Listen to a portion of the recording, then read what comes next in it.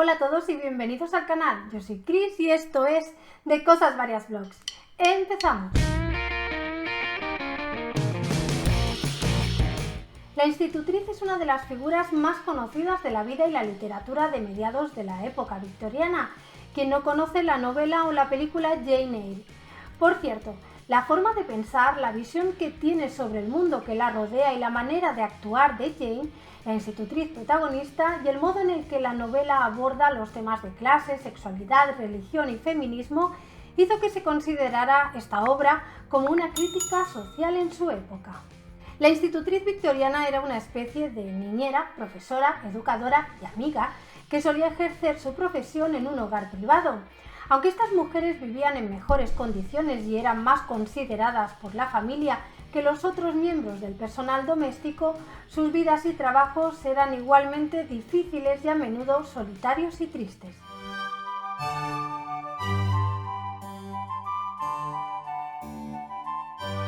Las institutrices aparecieron por primera vez en el siglo XVII, después de la Guerra Civil en Inglaterra, cuando muchas mujeres perdieron sus maridos y necesitaban conseguir ingresos. Por otra parte, la primera mitad del siglo XIX estuvo marcada por una profunda crisis económica, una serie de quiebras bancarias durante y después de las guerras napoleónicas, unidas con la ausencia del estado de bienestar, propició que muchas familias de clase media se encontraran en la indigencia de la noche a la mañana. El censo de Inglaterra y Gales revelaría en 1851 que 25.000 mujeres se ganaban la vida enseñando y cuidando de los hijos de otras mujeres. Los hombres jóvenes de buenas familias podían dejar la escuela y marchar a trabajar a partir de los 15 años y sin avergonzarse de ello, ya que cabía la posibilidad de que recuperaran la fortuna familiar. Pero sus hermanas, educadas para ser unas damas, se habrían sentido humilladas al tener que verse obligadas a trabajar en una tienda o en una fábrica junto a cualquier niña de clase trabajadora. Para una mujer joven de buena educación y cuya familia había sufrido un importante revés económico, no cabía otra posibilidad que la de conseguir un puesto como maestra, ya fuera en una escuela de niñas pequeñas o con suerte como institutriz interna en la casa de alguna familia adinerada. El papel de institutriz a menudo desafiaba el estereotipo ideal de mujer de la época, pues estaba empleada y era autosuficiente, aunque, eso sí, la mayoría tenía que enviar dinero a casa para ayudar a su familia y poco le quedaba para sus gastos. Y es que una dama de vida ociosa era un concepto que solo se conocía en la clase alta y la aristocracia, donde se daba por hecho que una mujer respetable nunca trabajaba fuera de su casa por dinero. En su mayoría de veces, la preparación de estas jóvenes institutrices era prácticamente nula, ya que no habían sido preparadas ni educadas para ocupar un puesto de tal responsabilidad. Hay que tener en cuenta que en aquella época la educación estaba vetada a las mujeres, por lo que la formación de una institutriz era rigurosamente autodidacta. De todos modos, con el tiempo se fueron profesionalizando, considerando entonces su actividad como un verdadero trabajo y no como una etapa más en su vida, dándole la dignidad y el valor que se merecía. El puesto de institutriz era muy común en las familias acomodadas europeas, en especial en zonas rurales donde no existía una escuela adecuada cercana. La preferencia de los padres de educar a los hijos en el hogar familiar, en lugar de enviarlos internos a un colegio durante meses, variaría según la época y los países. Las familias que pudieran permitírselo a menudo contrataban para la educación de sus hijas a una profesora de danza que solía ser francesa y una institutriz que tenía que estar bien educada, prefiriendo en primer lugar a las hijas de los clérigos. Por su parte, contratar a una institutriz daba a entender que la señora de la casa era demasiado importante como para educar ella misma a sus hijas, por lo que la figura de la institutriz en un hogar ayudaba a validar el estatus social y el poder de la familia para la que trabajaba. Existían tres tipos de institutrices. La primera era la maestra de escuela, la segunda era una institutriz externa seleccionada por una empresa de servicios que no vivía en la residencia familiar sino que acudía a diario durante unas horas para educar a los niños de la casa. Y la tercera era la institutriz que residía y enseñaba en la casa de la familia que la había contratado. Una institutriz nunca tenía un trabajo fijo, ya que sus servicios no eran necesarios después de que sus alumnos alcanzaran la mayoría de edad. No le quedaba otra entonces que buscar trabajo cada pocos años.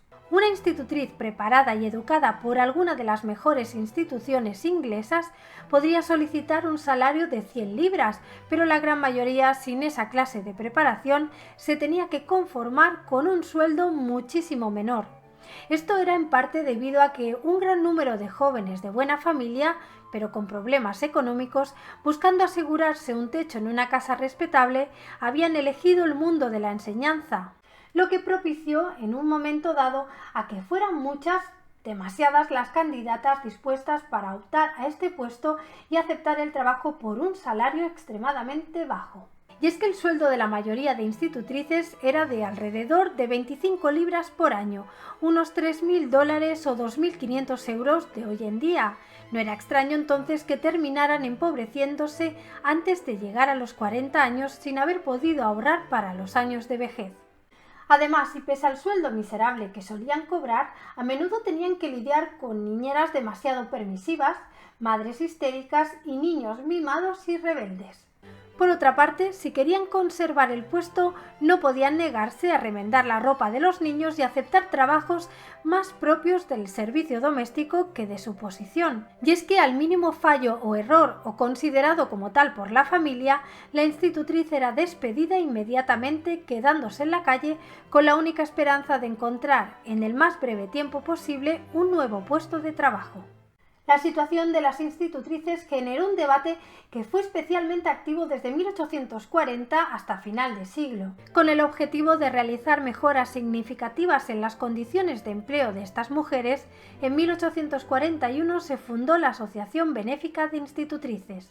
Su trabajo fue desde el establecimiento de un registro de institutrices y una caja de ahorros hasta la creación de una escuela de formación y el asilo de institutrices mayores para mujeres jubiladas que sin familia ni seguridad económica no podían mantenerse a sí mismas. Resumiendo, la Asociación Benéfica de Institutrices ayudó a regular y formalizar la profesión, a establecer un sistema de apoyo a las mujeres y a sensibilizar al público sobre la institutriz a menudo invisible. Durante la primera mitad del siglo XIX, las institutrices no podían hacer con su apariencia más que mantenerse limpias y decentemente vestidas, pues no contaban con una doncella que les ayudase a vestir y peinarse según la moda del momento. Pero el tema de la indumentaria era muy importante. Para la década de 1840, una institutriz promedio se veía obligada a gastar casi la mitad de su sueldo anual en vestuario. Un vestido demasiado viejo y gastado podía provocar el rechazo de futuros patronos y que debido a esto no fuera contratada, ya que ponía en entredicho su distinción. Por esta razón, la Asociación Benéfica de Institutrices otorgaba un pequeño subsidio para que éstas pudieran actualizar sus guardarropas. Aunque la institutriz no utilizaba un uniforme propiamente dicho en su trabajo, sí existía una regla de cómo debía ser su apariencia, identificándola como una mujer diferente de clase media.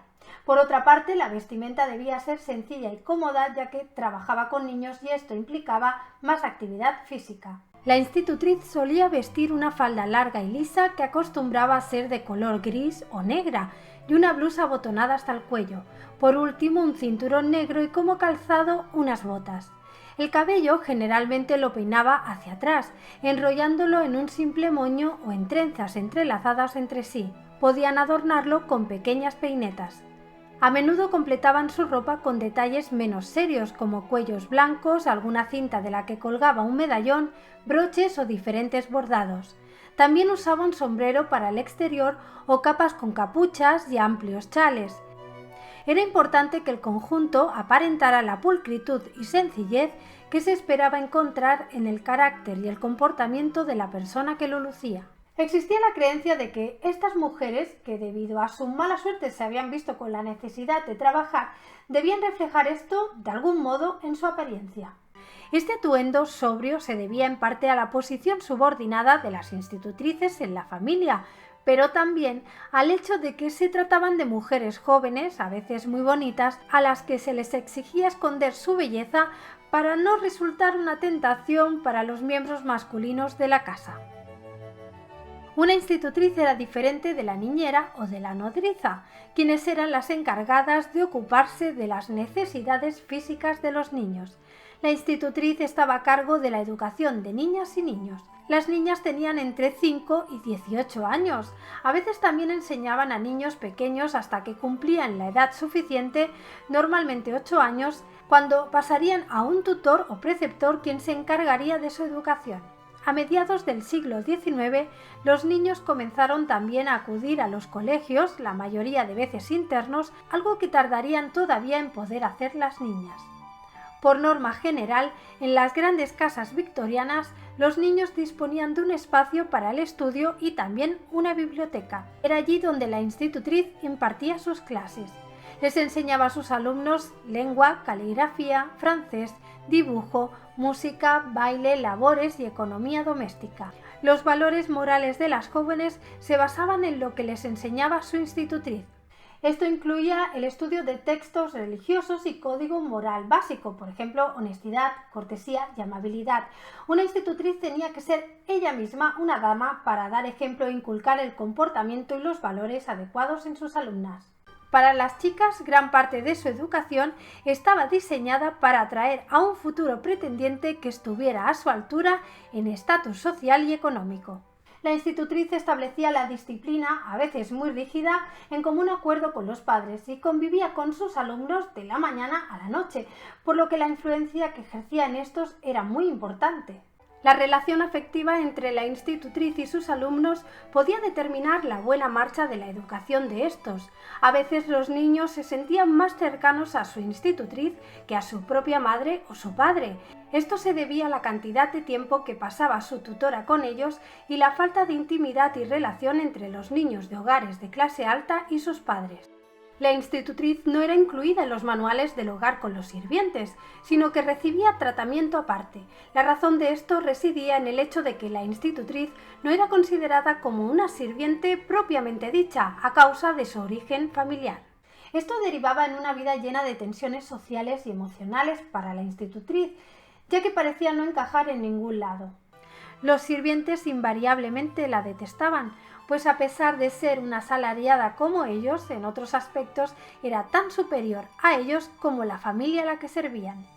Por otra parte, era una madre sustituta que no tenía hijos propios, un miembro de la familia que a veces se confundía como una sirvienta. En raras ocasiones la invitaban los señores de la casa a sentarse a cenar con ellos, incluso si estos eran personas amables con ella.